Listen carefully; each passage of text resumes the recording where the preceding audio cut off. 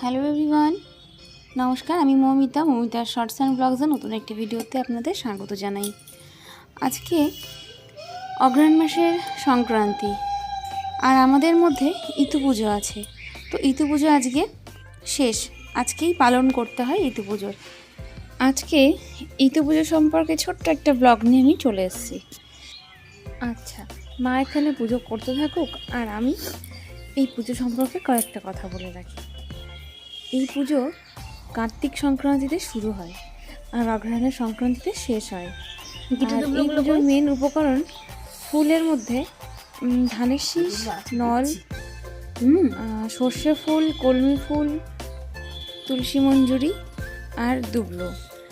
আর আজকে যেহেতু পালন মানে সংক্রান্তির দিনে একটু বিশেষভাবে হয় পুজোটা।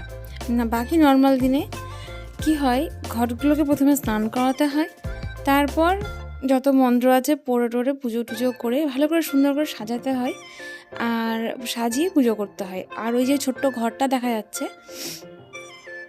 এই পুজো কিন্তু ঘরের বাইরে হয়, এমন নয় যে সিংহাসনের পাশে হয়। এই পুজো ঘরের বাইরে হয়, কেননা এই যে ইতু দেবী থাকেন জঙ্গলে। তো তার জন্য ওনার যেখানে রাখা হবে সেখানে ইঁদুরের মাটি দিতে হয়, তার মধ্যে পঞ্চশস্য ছড়াতে হয়।